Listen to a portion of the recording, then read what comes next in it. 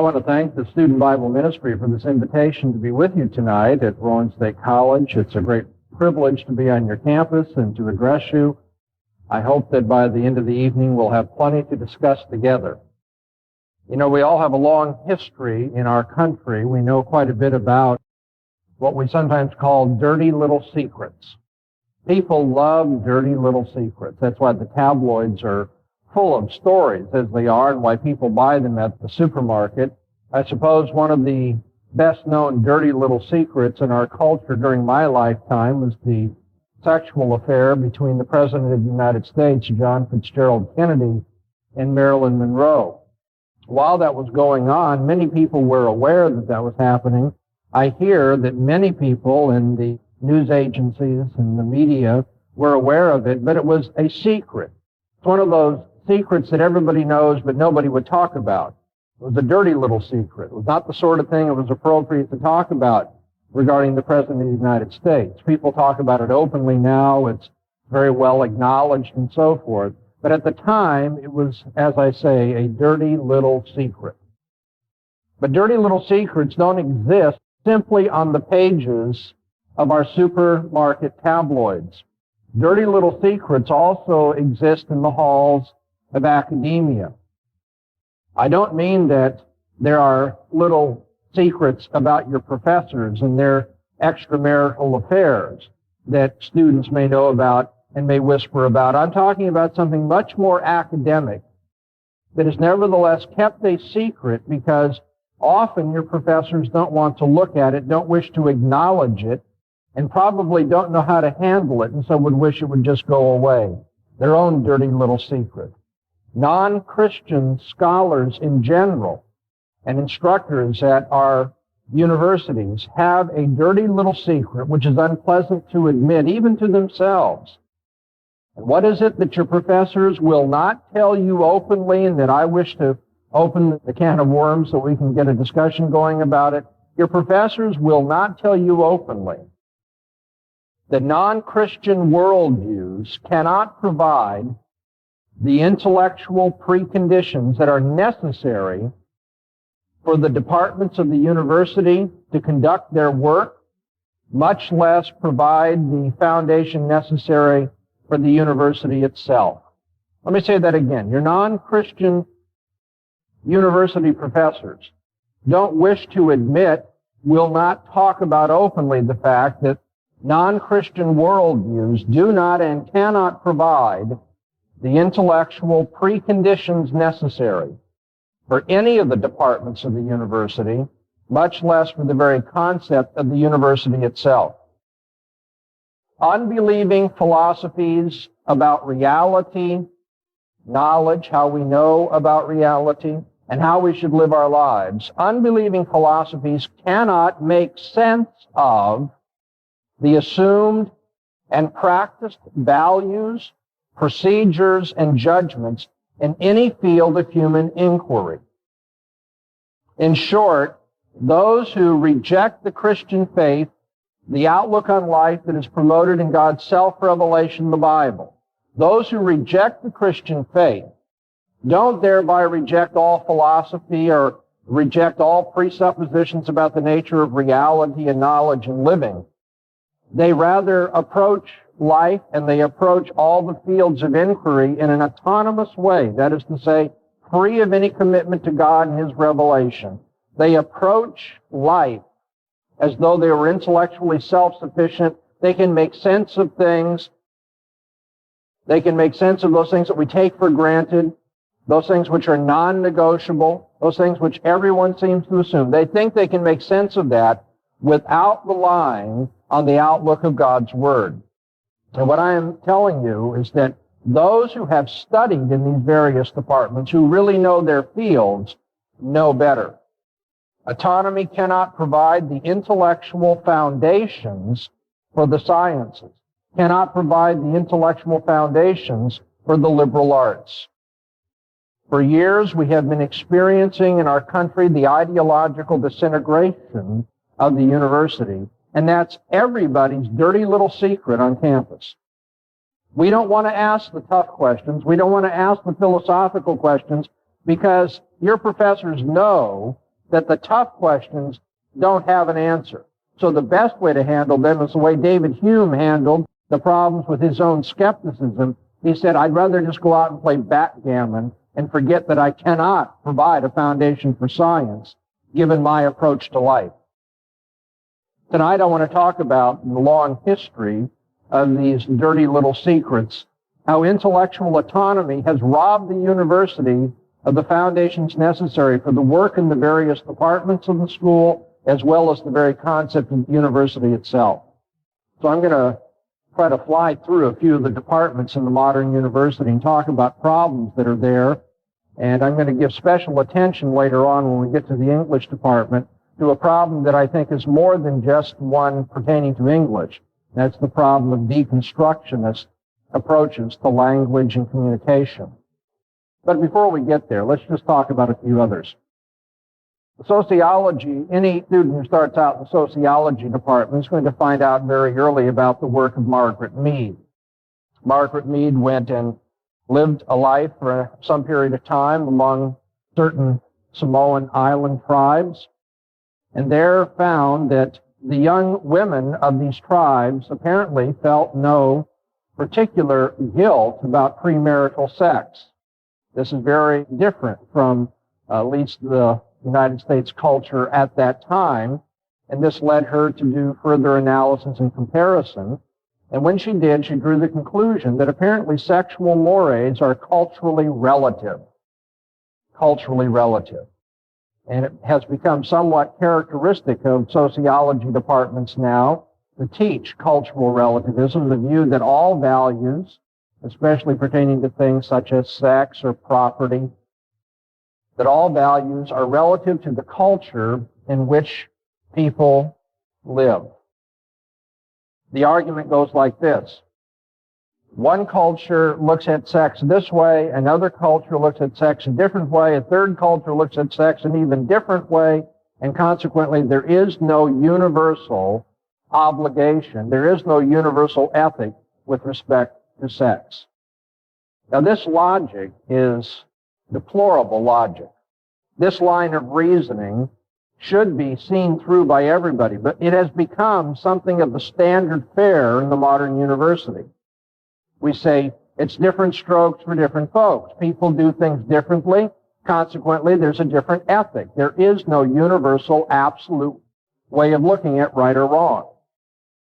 I like to liken this to the reasoning of a junior high teacher who gives a math assignment, and lo and behold, when the math papers come back in, the homework is turned in, she finds that there are different answers being offered by different students in the class. And so she draws the conclusion, having followed the logic of modern sociology, well, then math must be relative. There isn't any absolute truth in the mathematical domain because obviously people are offering different answers. The fact that different cultures offer different answers or views with respect to sexual or economic morality does not in any sense provide evidence that ethics is relative, that there is no universal view that is correct or true about right and wrong. But I want you to consider the consequences in sociology of accepting the view of cultural relativism. According to the cultural relativist, there is no absolute standard that is cross-cultural. Every culture must be judged in terms of its own lifestyle, its own standards. So far, so good. But now, what does this mean? If the standard of right and wrong within a culture is what the majority or the direction, the trend in that culture might be, what do we do when we find something that we think is wrong within our culture? Within the United States, we have quite a history of social protest. Let's often think about the work of Martin Luther King Jr. Now, that is something which the cultural relativist should reprobate. The cultural relativist should say the standard of right and wrong is the culture itself. But you see, philosophically speaking, if the standard of right and wrong is the culture may not be reformed. The presupposition of reforming your culture is that there is some absolute above your culture, to speak metaphorically, There's some absolute outside your culture which governs it whether your culture is willing to submit or not. That right and wrong is not culturally relative, and that's why you're going to reform your culture. And so modern sociology has produced an ironic situation where it promotes, ethically speaking, cultural relativism based on its description of various cultures or subgroups of people. At the same time, promotes, on the other hand, the idea of social reform. It encourages reform movements like Martin Luther King Jr., and yet they ought to be, if you were being logical, condemned. Stop and think about the situation that we're seeing in Somalia right now.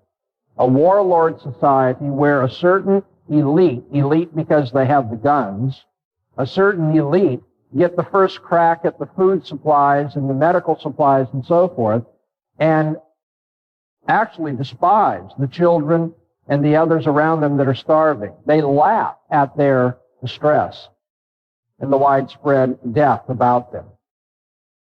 Now, we'd like to say that that should be changed. We think that is just horrible. We feel that there's need for cultural renovation and reformation there in Somalia. But if you're a cultural relativist, you ought not to do that at all. You should say, that's just the way things happen in Somalia. In the United States, that would not be a good situation, but in Somalia, that's the way things are. The fact of the matter is, people don't believe in cultural relativism unless it suits their preconceived moral values.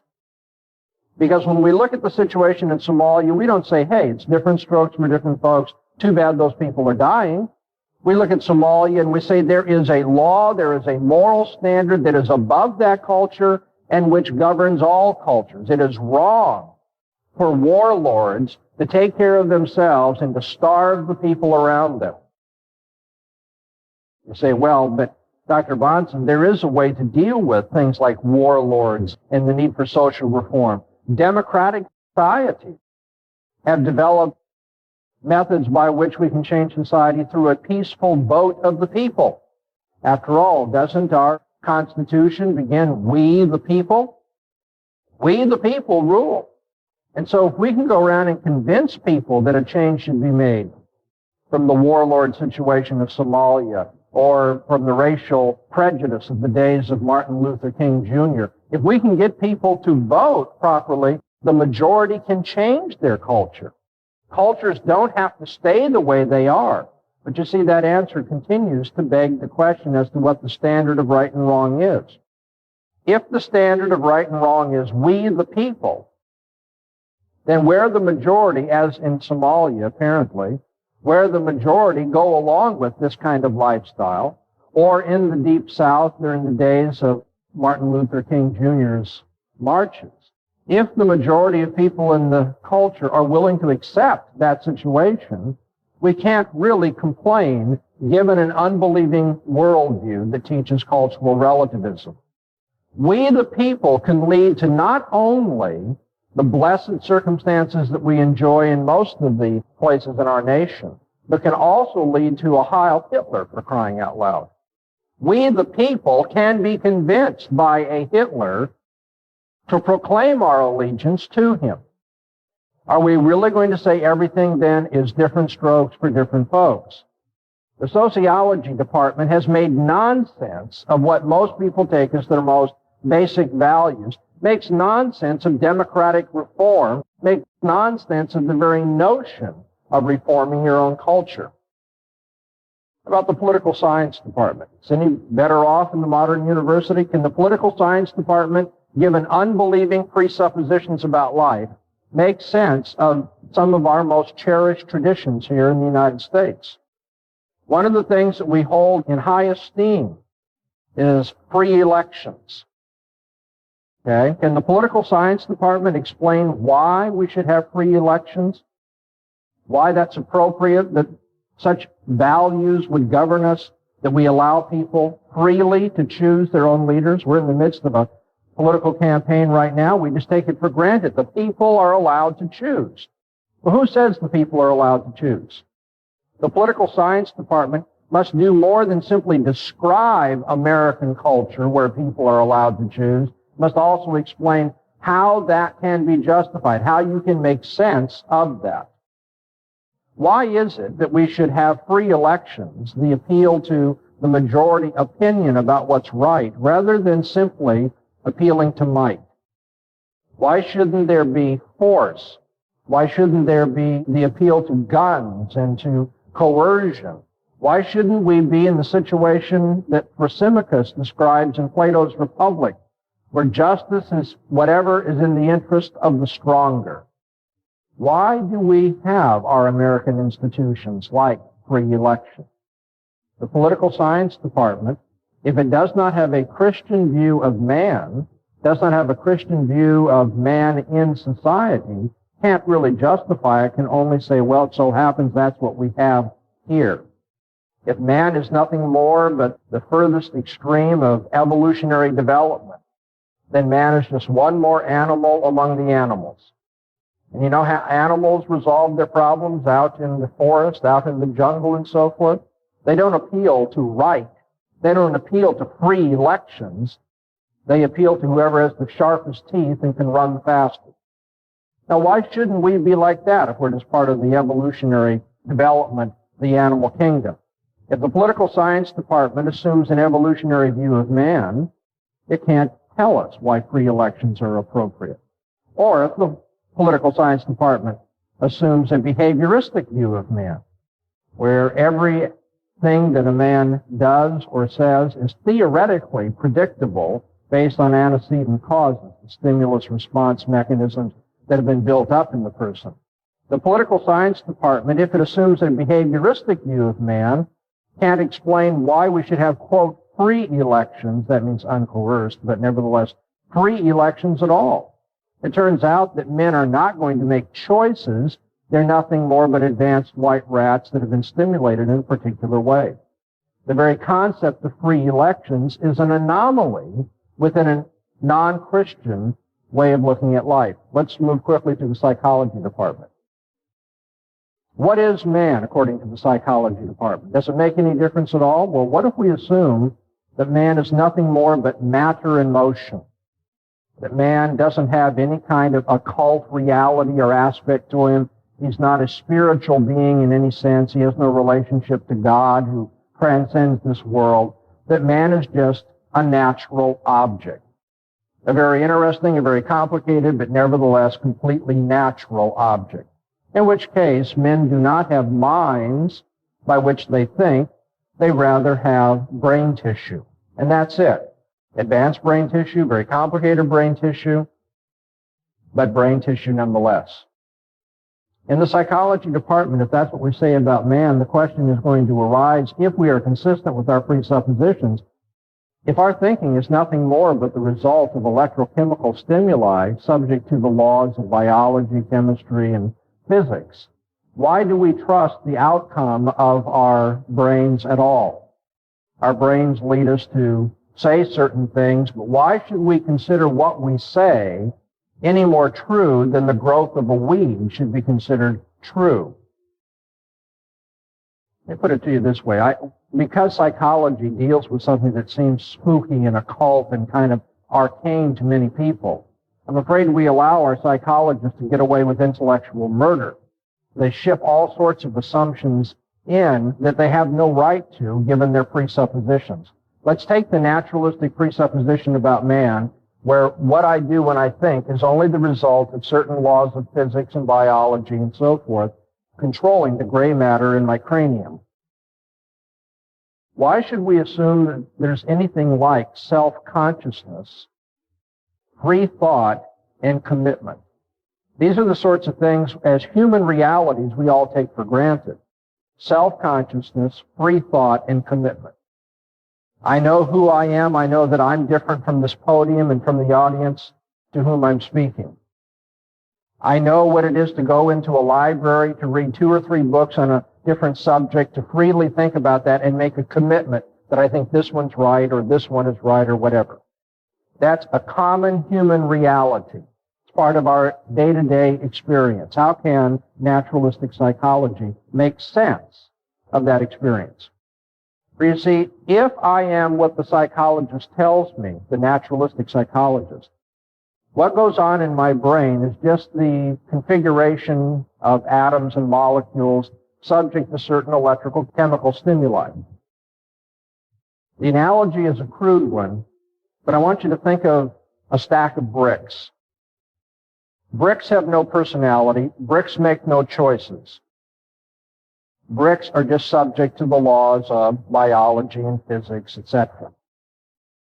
In the same way, atoms and molecules are not personal. They make no choices. They're just subject to certain laws that we discover out in the natural world.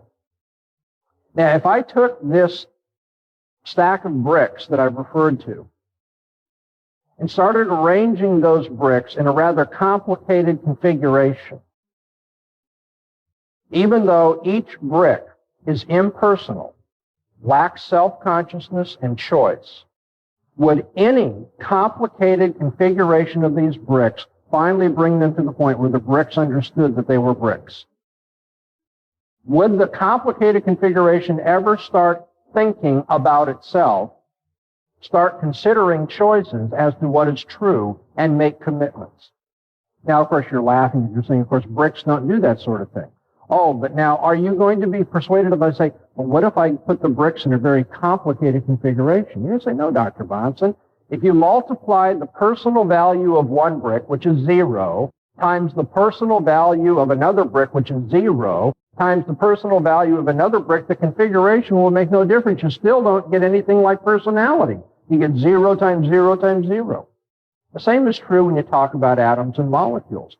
The naturalist who says man's thinking is nothing more but the result of gray tissue up here in the cranium cannot account for, no matter how complicated we think that molecular structure has become, cannot account for self-consciousness. Bricks, no matter how complicated you arrange them, don't start thinking about themselves as bricks. But man has that unique ability to think about himself, and beyond that, to consider options about the truth and make commitments in his life. The psych department cannot explain that. The psych department can't explain why we have debates, why we should, whether public debates like up on a stage, or whether we have debates in the journals of the professionals and the scholars that are published. Why should people debate anything?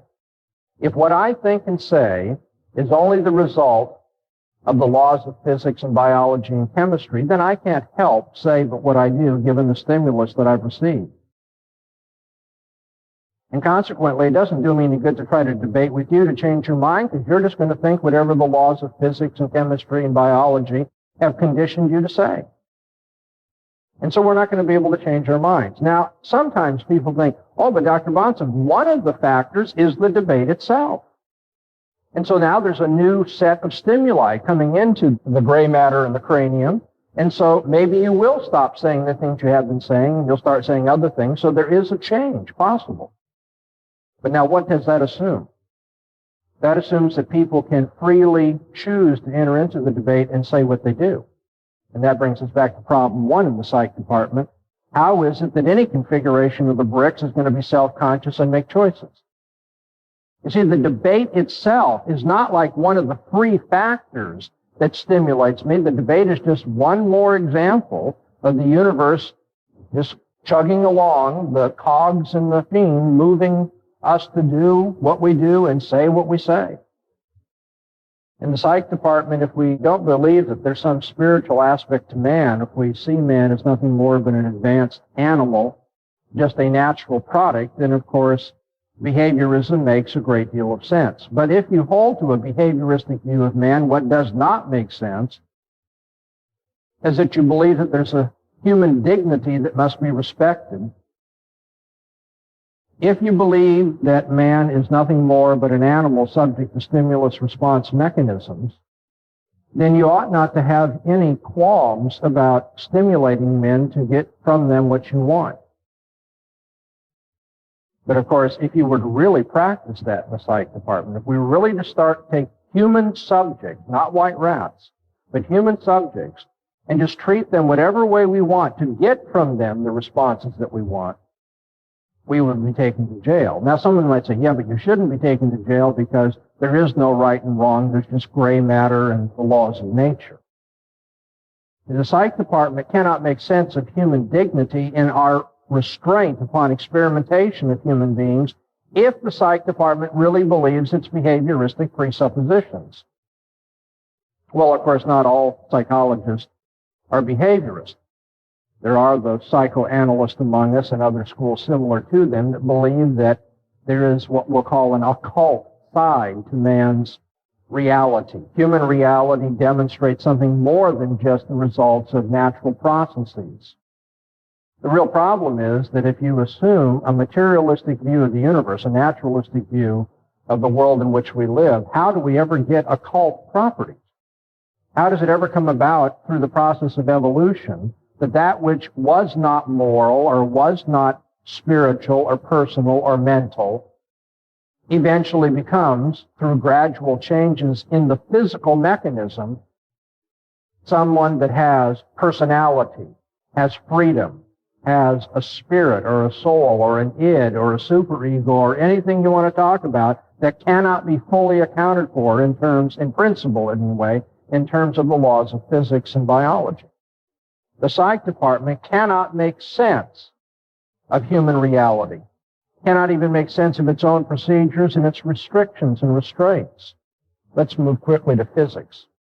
One might think, well, yeah, these other sciences, sociology and politics and psychology, they all seem to have kind of a soft side to them anyway. So why don't we look at one of the hard sciences where a lot of progress can be made? Obviously there, an unbelieving worldview is not having any trouble at all. I beg to differ with you. Let's consider physics for a minute. One of the most elementary assumptions in all physics, even after the Heisenberg indeterminacy principle was introduced, is that in terms of our experience, we'll call it our macro experience above the subatomic level, our macro experience is characterized by regularity, what we can, in a pedestrian way, call the regularity of nature. That the way things have happened in the past is the way they're going to happen in the future. That if you have 2 or 3 factors that interact and bring a certain kind of outcome on Tuesday, when those same factors interact on Thursday, you're going to get the same outcome. And that's what gives us predictability in our study of this world. That's what gives physics the possibility of making changes. Now the question is, since physics must assume the regularity of the natural order, then what account can a non-Christian physicist give of his most elementary and necessary presupposition? I'd like to read just for a minute here. Please don't fall asleep on me because I'm reading. I'm going to take a long paragraph from a philosopher who had no sympathy for Christianity. In fact, he wrote many popular articles against Christianity. His name was Bertrand Russell, perhaps one of the best-known English philosophers in this century. A man that has an intellectual standing that I respect. I don't agree with Bertrand Russell on his outlook, but he was quite a philosopher. He was a smart guy. Here's what Bertrand Russell wrote about the principle that we might call the uniformity of nature, and which more technically is called the inductive principle, reasoning on the basis of past experience and projecting into the future. Russell says, the inductive principle is incapable of being proved by an appeal to experience. Experience might conceivably confirm the inductive principle as regards the cases that have been already examined. But as regards unexamined cases, it is the inductive principle alone that can justify any inference from what has been examined to what has not been examined. All arguments which on the basis of experience argue as to the future or the unexperienced parts of the past or present assume the inductive principle. Hence, we can never use experience to prove the inductive principle without begging the question. And thus we must accept the inductive principle on the ground of its intrinsic evidence. Intrinsic evidence, by the way, is the philosopher's weasel word. That is the pseudo-profound way of saying no evidence. It's just supposed to be taken for granted. We can accept it on the ground of its intrinsic evidence or forego all justification of our expectations about the future. The general principles of science, such as the belief in the reign of law and the belief that every event must have a cause, are as completely dependent upon the inductive principle as are the beliefs of daily life. Put it very simply, when your physics professor gives you a certain law that characterizes the operation of the universe under certain conditions, he depends upon the inductive principle just as surely as you do when you won't touch the hot stove a second time. Stop and think about it. Why won't you touch the hot stove a second time? If you're a normal human being, average intelligence, you touch the stove and say, ouch, that hurts. Now tomorrow you see the stove is on, it's nicely warmed up, and you think, well, maybe I'll touch it today and it'll be the thrill of my life, right? No, you don't. You don't touch it the second time because you assume the future will be like the past. You assume the inductive principle, the uniformity of nature.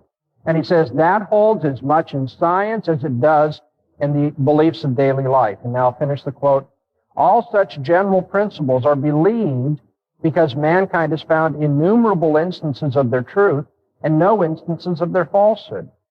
But this affords no evidence for the truth, for their truth in the future, unless the inductive principle is assumed. Now, I quoted that at length because I didn't want you to think that some kind of Sunday school superstitious Christian walked into the hall tonight and just said, well, everybody believes in the uniformity of nature, and no one can make sense out of that unless they're a Christian. Bertrand Russell says there is no basis in experience for the inductive principle. And yet the inductive principle is necessary to all the work of science as well as our daily affairs. He says you cannot prove the future will be like the past. You cannot prove the uniformity of the natural order based on past experience. You can only project into the future that the future will be like the past. Or to put it very simply, since you're not yet in the future, you have no experience of the future, so you can't prove what the future will be like based on what the past was like. The importance of this, though that may seem very philosophical, the importance of this is that without the inductive principle, you can have no philosophy of science. It's just because the ancient Greeks had a really messed up view of the way the universe works, given the arbitrary intrusion of the Greek concept of the god, Zeus, and all the rest, that they didn't have any motivation for studying the natural order to find out what causes what to happen, because they believed it was too random. You've got to hold to some view of uniformity in the world before you're going to become a scientist. And yet the physicists of our day cannot account for the very foundation upon which they work. The biologists run into similar kinds of problems. I'm going to get away from philosophical issues for a minute here, lest I lose you as my audience. And let's talk about biology for a few minutes. Let's talk about the absurdities of the theory of evolution, which is uniformly taken for granted in secular universities in our day. Again, I'm not going to come here and read to you from the Bible and say, see, there's this conflict between the Bible and what science teaches you. I'm going to tell you, if you study the scientific sources having to do with evolution, you would know that it is a theory in great crisis. And yet most biologists will not come out and tell you that. We just continue to teach it and take it for granted. What are some of the problems with the theory of evolution? Well, let's begin with the mathematical problem. The mathematical probability that random mutation produced complex living organisms from simpler chemical forms, infinitesimally, that's a hard word for a philosopher, small, even given billions of years. It would be virtually impossible for random mutation to produce the complex living organisms that we have today. Eden Murray, in an article entitled Inadequacies of Neo-Darwinian Evolution as a Scientific Theory, published in 1967 in a book, Mathematical Challenges to the Neo-Darwinian Interpretation of Evolution, wrote these words. It is our contention that if random is given a serious and critical interpretation from a probabilistic point of view, the randomness postulate is highly implausible, and that an adequate scientific theory of evolution must await the discovery and elucidation of new natural laws. Now, that was written in 1967. It has not been refuted. In fact, quite a few other people wrote in the same book showing the same thing, that on statistical theory, if you really mean that it's random, and you can understand probabilism in that way, evolution is virtually impossible, not just improbable. In 1972, Jacques Monod wrote a book entitled Chance and Necessity. Let me quote him. Chance alone is at the source of every creation in the biosphere. Pure chance, absolutely free, but blind, is at the very root of the stupendous edifice of evolution. So here's a man who says, evolution rests upon chance, chance alone, blind chance. Michael Denton, in his book Evolution, a Theory in Crisis, published in 1986, tells us that to get a cell by chance would require at least 100 functional proteins to appear simultaneously in one place. And each of those events would have an independent probability that could hardly be more than 10 to the minus 20th power. For those of you who haven't taken math for a while, that's 1 over 10 with 20 zeros following. That's a very big number, 20 zeros following. And there's only one chance in all of that range that you would get these proteins to appear simultaneously in one place. And the maximum combined probability then, if you put all of it together, would be 10 to the minus 2,000. So now let's have 10 with 2,000 zeros. Have you ever written 2,000 zeros? You ought to, so you can get the point of this illustration. And then remember that it's 1 in that huge a number. That's what the statisticians tell you the chances of life evolving by chance are. Hoyle, Wickramasinghe, wrote in 1981, Evolution from Space, that there are about 2,000 enzymes, so that the chance of obtaining them all 2,000 enzymes that we see in the living order on Earth, the chance of obtaining them all in a random trial is only 1 part in 10 to the 20th times 200. Okay, or if I can translate it for you, that's 10 to the minus 40,000 power. Now write 10 with 40,000 zeros. And they say there's 1 chance in all that range that you can get the enzymes that we have on Earth. And yet people continue to teach the theory of evolution as though it's really no problem. The real problem is with these religious nuts who believe in creation. Well, there may be religious nuts, and some of them may believe in creation, but that has absolutely nothing to do with the strength and weakness of the theory of evolution. The theory of evolution's got its own independent problems. There's another one of them. Life appears abruptly, and appears abruptly in complex forms in the fossil record. And gaps appear systematically between the various living kinds in the fossil record.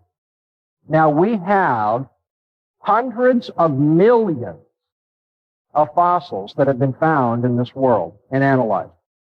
A lot of fossils. And yet not one in the hundreds of millions provides an intermediary form, what you might call a missing link between different kinds of life forms. In particular, there are absolutely no fossil traces of any transformation from an ape-like creature to man. Now, I realize that that'll sound strange to many of you because textbooks continue to give illustrations, most of which years ago were discredited. Lord Zuckerman, who is not a creationist, writes in 1970, Beyond the Ivory Tower, that there are no fossil traces of transitional forms between ape-like creatures and man. We have millions of fossils, but we have no transition forms. So you know what modern evolutionists do? Stephen Jay Gould at Harvard, well-known paleontologist, very intelligent man, has a clever way of dealing with this. In philosophy, this is what's called making your theory immune from refutation. He says, well, then evolution took place in spurts that were real short over the billions and billions of years we've been here, or that the world has been here, whether we've been here or not. And so since evolution took place in spurts, with long periods of no change, then a spurt and a long period of no change, punctuated equilibrium, then you won't find in the fossil record anything but systematic gaps that look like special creation, but are really evolution in real quick bursts. Which is just to say, my theory is proven when there's no evidence that could prove it. Natural clocks, third problem for evolution. Natural clocks show that there has not been enough time in Earth's history to accommodate the theories of evolution. Our modern theories of evolution call for 15 to 25 billion years. But the natural clocks which we have, which by the way are not controversial in the way that radiocarbon dating is and so forth, the natural clocks that we have indicate there's no way that we have that much time to accommodate the theory of evolution. It takes about 1,000 years to produce 1 inch of topsoil by erosion, the forces of wind and rain. If the Earth has been here billions of years, topsoil on the Earth's crust should be a very thick layer. But in fact, it is only 6 to 9 inches thick, on average, around the world. Where's all the topsoil after billions and billions of years of erosion? Did it wash into the ocean? Well, then the sediment on the ocean floor should be miles deep by now. But in fact, the sediment on the ocean floor is only 0.56 miles thick, average. Where is all of the topsoil? Where is all the sediment? Given the present rate at which meteor dust from collision with the Earth's atmosphere, given the present rate at which meteor dust is settling on the Earth's surface, if the Earth is billions of years old, there should be at least 50 feet of such dust now available. But as you know very well from walking around outside, there's not 50 feet of dust on the Earth's surface. By the way, moon dust proved to be only 1/4 of an inch thick, which could prove only thousands of years of meteor deterioration and dust settling on its surface. There's only enough salt in the ocean to explain thousands of years of mineral erosion. The Earth's decaying magnetic field would have passed away already if the Earth were billions of years old.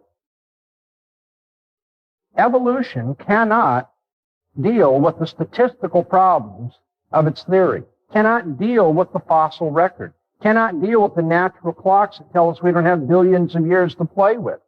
Evolution cannot offer a credible explanation of the gradual evolution, hear me, gradual evolution of the human eye.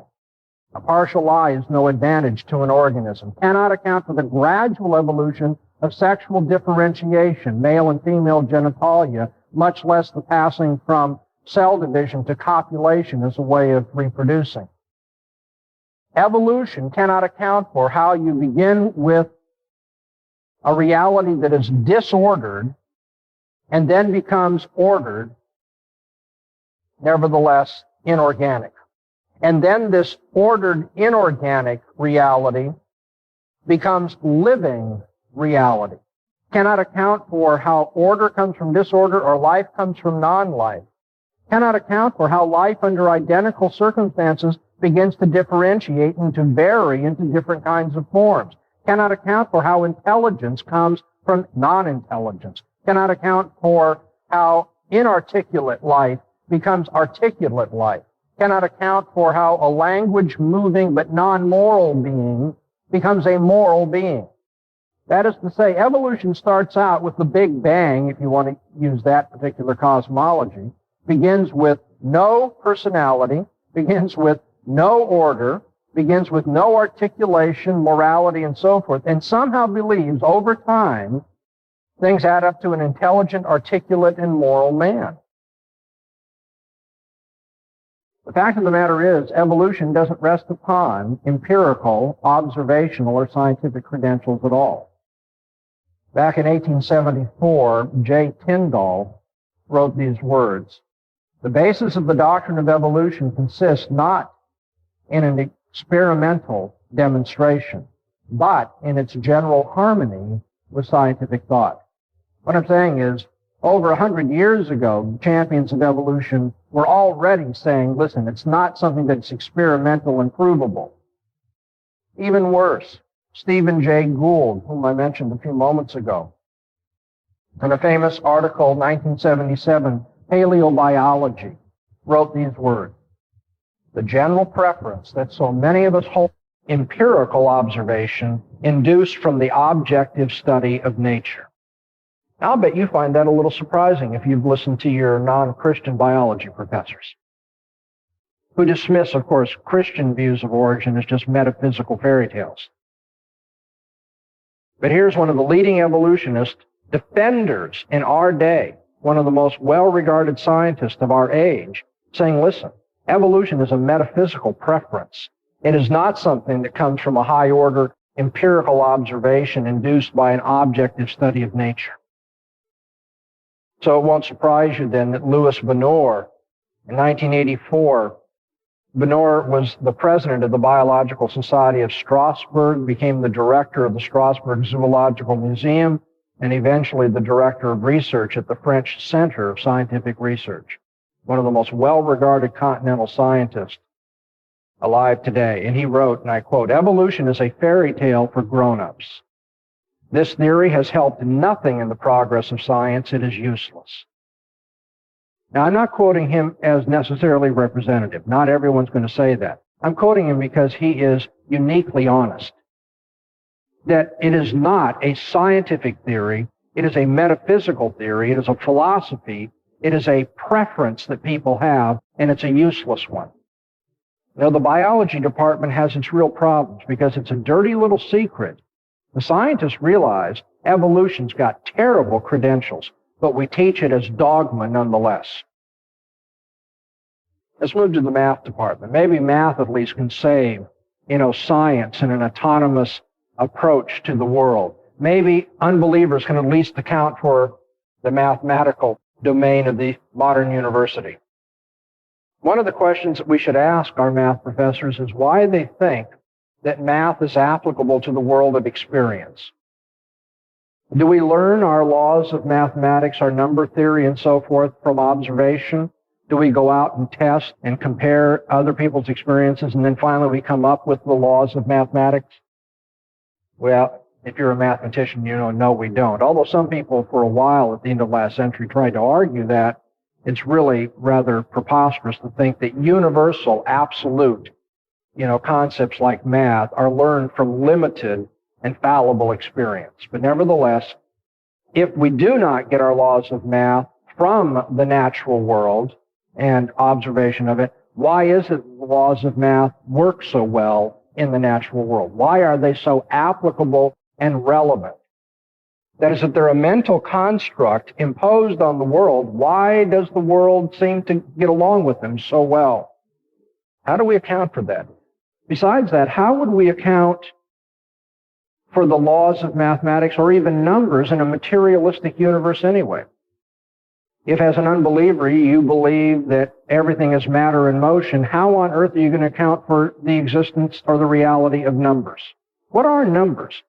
Are they material? Are they bits of matter in motion? Is the number 3 the sort of thing that you can saw in half or disintegrate or dip in acid? No, 3 is not a material thing. So what are mathematicians talking about if they are materialist? Moreover, how can there be laws of mathematics in a random universe where there is no uniformity? The math department cannot give the basic foundations necessary for what it's studying and for what it's promoting, what it's communicating. The philosophy department's in no better shape, by the way. Philosophy department, of course, is well known for its encouraging people to be rational. You need to ask your philosophy professors, given their unbelieving view of life, why should anybody be rational? Why is there any obligation or need to be rational, given your view of man, given your view of the world in which we live? Philosophy has been known from its earliest days for the central question or the central problem, the search for certainty. How can we answer the skeptic?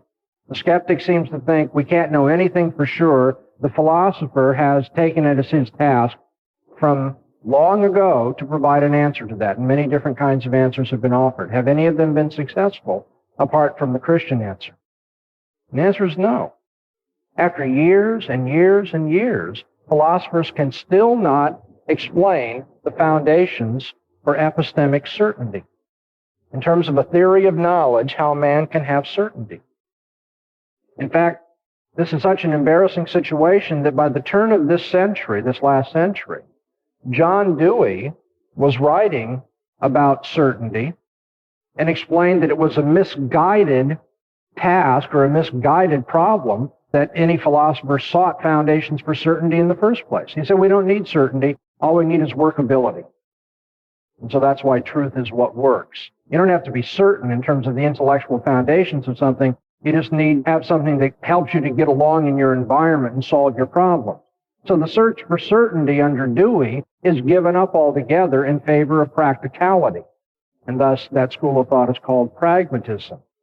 Now, Ludwig Wittgenstein, perhaps one of the best known, if not the best known, language philosophers of our century, also wrote a book entitled Uncertainty, or at least his students put together fragments of his lectures to explain what he presented on this. He too said, in the end, you have to give up the search for certainty. Certainty is simply found within a linguistic community. There's a certain form of life that people take for granted, and that's what gives them certainty. Within that linguistic community, when you give a certain kind of argument to prove something, people say, okay, that's rock bottom, that's what gives certainty. But then when you have another type, form of life, another outlook on life, another set of language games that unites certain people, they will find certainty in another way. To which Wittgenstein said, when you get rock bottom, these two guys are arguing with each other, all they can do is yell heretic at each other. And that is as far as you can go. The search for certainty cannot be satisfied. So in our day, it's not surprising to me, my specialty is epistemology. We have philosophers who are trying to give non-foundationalist theories of knowledge and say it's not important that you have a foundation, not important that we answer the skeptic or have absolute certainty. A number of people would say, yeah, let's just forget those, what they think are ivory tower problems about certainty, and just restrict ourselves to saying we know those things that can be based on experience. If we have observation, we can touch or taste, whatever. If we have some kind of experience, then that'll be a foundation for believing things. Here you have the garden variety empiricist, the person who says that observation is the foundation or the source of all the things that we know. But you see, empiricism as a theory of knowledge is utterly unacceptable. I know that it's popular, and I know in introduction to philosophy courses, people might be left thinking that's one of the options available in the modern world. But simple empiricism has been refuted over and over and over again in our day and age. Obviously, the premise that all knowledge is observational is not itself an observational truth. Nobody observed that all knowledge is observational. So empiricism, if true, would undermine empiricism itself. Moreover, the uniformity of nature, as we said when we were looking at the physics department a few minutes ago, the uniformity of nature is not known observationally. Numbers are not known observationally. The laws of math are not known observationally. The laws of logic are not known observationally. Moral requirements are not known observationally. Personal identity over time is not known observationally. Substances and dispositions and generalizations and class ideas, as well as the past, as presently being remembered, are not known observationally. I know I'm going very quickly here. Stop and think about it. Think what you did last Saturday. You think you're observing what you were doing last Saturday? Well, that'd be a real trick, because you could only be observing what you did last Saturday if it was last Saturday and that was going on right now. Memory cannot be accounted for on maybe it's an observational metaphor, but it's certainly not, in the strict sense, observation. The individuality of our experiences. You see me from a particular angle. The person sitting on the other side of the room sees another angle, different light, and so forth. You had one thing for dinner. The state of your eyes is conditioned differently than the person who had something else for dinner. All those variations taken into account. Everyone's experience is somewhat individual. And that individuality of experience could not be transcended to gain a community of knowledge. That is to say, we could not gain objectivity in an observational fashion. The normalcy of our observations could not be explained or proven observationally, nor could the location of the observer be empirically specified.